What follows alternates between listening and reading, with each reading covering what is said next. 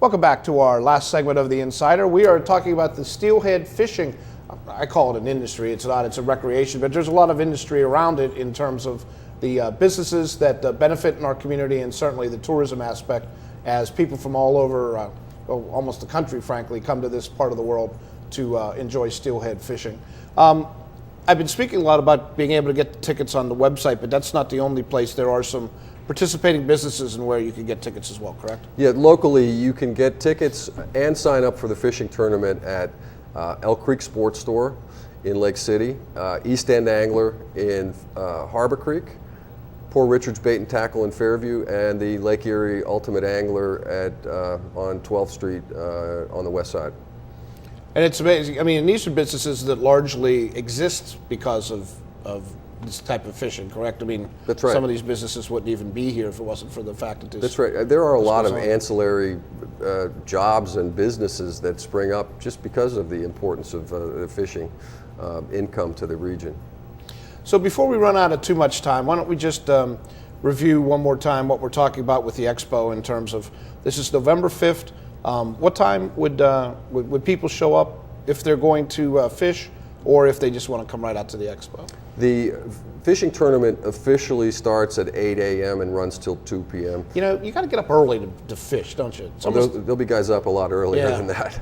And in fact, if they've waited till the last day to sign up for the fishing tournament, they'll be able to sign up at the Tim Hortons on 26th Street before 8 a.m. And if they pick up a cup of coffee, they'll get a free donut with it. So that'll run in the morning, and then the Expo itself kicks off at 1 p.m. Is there any kind of particular weather patterns that are good or bad? Are you hoping for a sunny sky, or are you hoping for a light rain, or what works best, I guess, when you're steelhead fishing?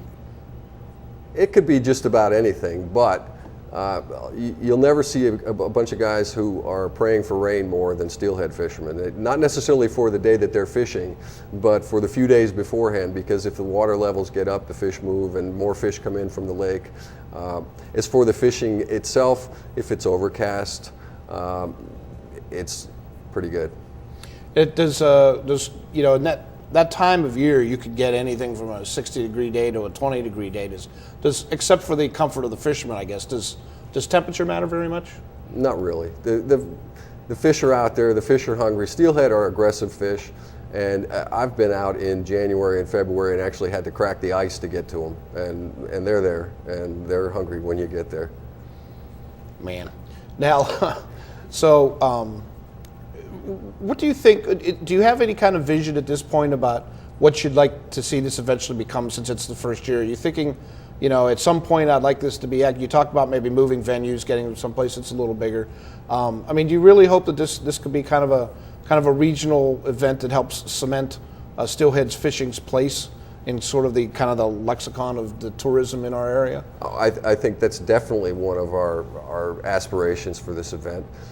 Also think that it could be an opportunity for the Steelhead Association to show some of the other fishing organizations around Erie a way to build their draw. And you know, you've mentioned walleye and perch fishing. There's no reason why this area shouldn't have a walleye festival or a perch festival, and really make it a community event, not just a sport event.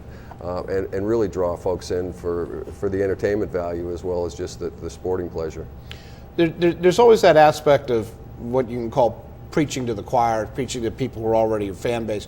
Is part of this of getting out the word, maybe trying to attract new people to the sport? Certainly is, and that's one of the big concerns of the fishing industry, if you will, the fishing industry and the State Fish and Boat Commission is how to get more young people interested and involved in the sport, and continue. It is America's #1 pastime as far as active involvement. There are over 46 million people in this country that fish, and as you look at the statistics year after year, you do see a decline in the overall population that's fishing, and one of the things we want to do is get more kids involved, show them how exciting it can be and how it can become a lifetime of pleasure if they get going with it. So, well, you already heard the list of businesses where you could stop by and grab a ticket for the upcoming Expo. This is again November 5th. If you would like to learn more through the web, You can learn more by seeing more about the Great Lakes Steelhead Expo. There's a separate website, separate from, there's also the association website, but this is a web page dedicated specifically to the Expo. And you can learn more about the what's all available November 5th, what the schedule is, how to get tickets, and more by going to www.steelheadexpo.com. Steelheadexpo.com. John, thank you very much for being with us. My pleasure. And I'm really glad putting in to the be work here. to promote this event. We hope you take an opportunity to check that out, and we hope you check out The Insider next week, where we will bring you another topic of community interest that we hope will keep you enthralled at least for a half an hour or so. I'm Scott Bremner. Make it a good week.